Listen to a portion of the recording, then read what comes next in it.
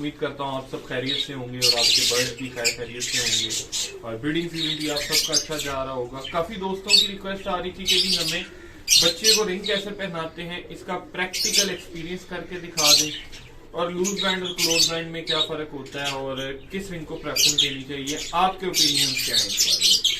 तो सबसे पहले तो मैं आपको ये बताता चलूं कि रिंग जो है हमारे पास दो तरह के होते हैं, क्लोज बैंडेड रिंग होता है, एक लूज बैंडेड रिंग होता है। जो क्लोज बैंड रिंग होता है हमारा, उसका जो साइज होता है वो होता है 4.5 mm, 4.5 mm का वो रिंग होगा और वो सिर्फ 15 दिन के बच्चे को पहनाया जा सकता है। इवन दो आपका बच्चा अगर 20-25 दिन का भी हो जाएगा तो आप उसको क्लोज बैंडेड रिंग नहीं पहना पाएंगे, ठीक है।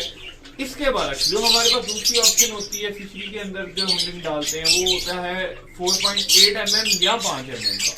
तो जो 4.8 mm का या 5 mm का रिंग होता है इसको हम लोग लूज बैंडेड रिंग बोलते हैं। अब लूज बैंडेड रिंग जो है ये आप at any point of time adult bird को, ब्रीडर बर्ड को, सेल्फ बच्चे को, किसी को भी at any point of time आप पहना सकते हैं और उतार भी सकते हैं। इसके बाद जो क्लोज बैंडेड हमारा 4.5 mm वाला रिंग है वो जब एक दफा 15 दिन के 20 दिन के बच्चे को हमने पहना दिया उसके बाद आप जो मर्जी कर लें वो रिंग उसके पांव से नहीं उतरेगा, वो कट के उतरेगा, उसके अलावा उसके पांव से उतरेगा नहीं। और ना ही आप दोबारा उस सेल्फ बच्चे को या इवन दो 25-30 दिन के बच्चे को भी आप वो रिंग नहीं चढ़ा सकते हैं, ठीक है। ये बात यहाँ पे क्लियर हो गई। नेक्स्ट थिंग इज कि हम लोग को प्रेफरेंस किसे देनी चाहिए। प्रेफरेंस ही ऑब्वियसली हमें क्लोज बैंडेड रिंग को देनी चाहिए। उसकी रीजन ये है कि अगर हम किसी से कोई बर्ड बाय कर रहे हैं तो जिस बंदे का रिंग उसके पाँव में होगा ना तो सिर्फ उसी बंदे को पता होगा कि यार ये बच्चा क्या है, ये किस किस का हिडन जीन कैरी कर रहा है, किस किस का स्प्लिट है, इसकी माँ क्या है, इसका बाप क्या है, किस लाइन से चला है, उसका टोटल हिस्ट्री रिकॉर्ड वो सिर्फ उसी बंदे के पास होगा। किसी XYZ को उसके रिकॉर्ड का नहीं पता होगा। तो इसीलिए हम लोग हमेशा जो है वो क्लोज बैंडेड को ही प्रेफरेंस देते हैं, क्योंकि क्लोज बैंडेड के अंदर हम लोग को ये मसला मसाइल नहीं होता यार कि हाँ भाई जिससे हम बर्ड ले रहे हैं, सॉरी जो बच्चे को रिंग डला हुआ है या जो बंदा पेडिग्री बता के दे रहा है इसके पीछे वही पेडिग्री होगी। अब सम केसेस के अंदर यूं होता है कि हमें जो है अपना क्लोज बैंडेड रिंग को भी उतारना पड़ जाता है या काटना पड़ जाता है, बर्ड जाली में अड़ गया, या समटाइम्स होता है बच्चे की स्वेलिंग हो जाती है, लेग स्प्रेड हो जाता है, तब हम बच्चे को रिंग नहीं पहना पाते। उस केस में हमें फिर बच्चे को लूज बैंड रिंग पहनाना पड़ता है। तो मैं एक बात करता हूँ हर बंदे से कि आल तो हमें जो प्रेफरेंस है वो क्लोज बैंडेड को देनी चाहिए, लेकिन at point of time buying आप हमेशा ब्रीडर की क्रेडिबिलिटी देखें। ब्रीडर की अपनी औकात क्या है, उसके अपने पल्ले क्या है, उसका अपना इखलाक क्या है। इस चीज को मेरे नजदीक आपको रिंग से भी ज्यादा प्रेफरेंस देनी चाहिए, क्योंकि अगर मेरे दिल में श्योर होगा ना भाई तो मैं आपको क्लोज बैंडेड रिंग अपने नाम का भी झूठा स्प्लिट करके दे दूंगा।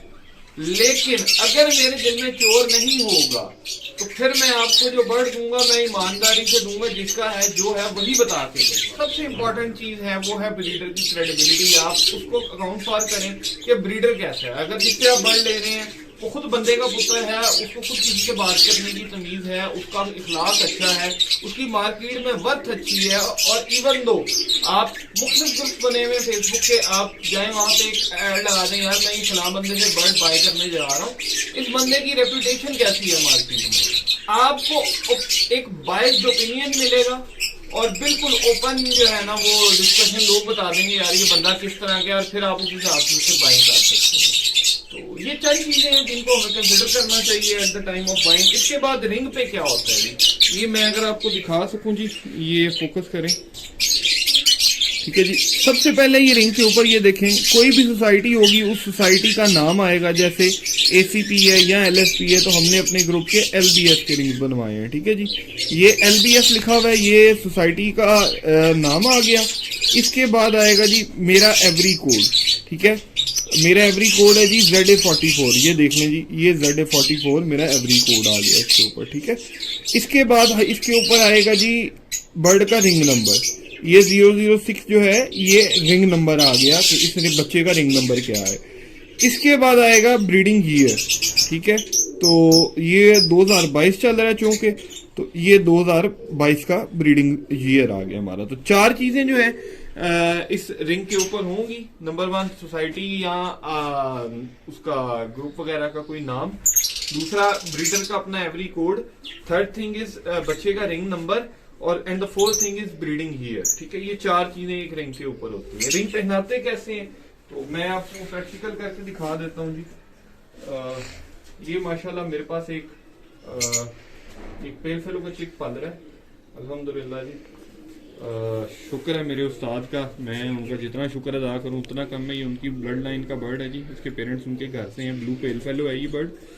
तो ये जो ब्लू पेल फेलो है माशाल्लाह, इसके पेरेंट्स ने अल्हम्दुलिल्लाह जितने चिक्स निकाले हैं उसमें से मुझे एक भी चिक उसने एक्सपायर नहीं हुआ मेरे पास। अच्छा, रिंग पहनाते हुए आपने ये जो बर्ड की फर्स्ट 3 उंगलियां है ना, 4 उंगलियां होती हैं बर्ड के अंदर, ये देखें 2 उंगलियां ये और एक ये, और ये चौथा इसका थंब होता है, अंगूठा होता है। जो इसकी 3 उंगलियां है ना, आपने ये तीनों उंगलियां पकड़नी है, रिंग पकड़ना है यूं सीधा, ठीक है, और ये बिस्मिल्लाह,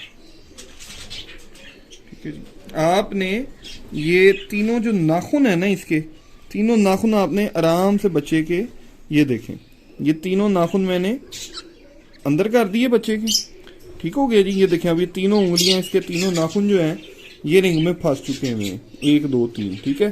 अब मैंने क्या करना है, मैंने इसको पकड़ना है और स्लाइटली सा ना मैंने इसको यूं पीछे को पुश कर देना है। ये देखिए ये चला गया जी, ये ले, ये रिंग पहनाया गया, ठीक है, ये रिंग आ गया बच्चे को। अच्छा, एक चीज जो आपने सबसे ज्यादा कंसिडर करनी है वो ये करनी है कि जब आप बच्चे को रिंग पहनाए ना, तो इस चीज को मेक श्योर करें कि ये जो रिंग है ना, ये बच्चे की नी जो ये घुटना है ना, ये चीज इससे ऊपर ना जाए। अगर तो ये रिंग बच्चे के घुटने से ऊपर निकल रहा है तो फिर आप ये रिंग उतार दें और चंद दिन बाद दोबारा पहनाएं। लेकिन अगर ये रिंग बच्चे के घुटने से ऊपर नहीं जा रहा तो आप इस बच्चे के पाँव में ये रिंग रहने दें। तो वरना क्या होगा, अगर ये घुटने से ऊपर चला जाएगा बच्चे को स्वेलिंग हो जाएगी, लेग स्टक हो जाएगी, वहां पे टांग जाया होने का खतरा है, और बड़े मसले मसाइल माशाल्लाह उसमें बन सकते हैं हमारे पास। तो इस चीज को सिर्फ आपने अवॉइड करना है।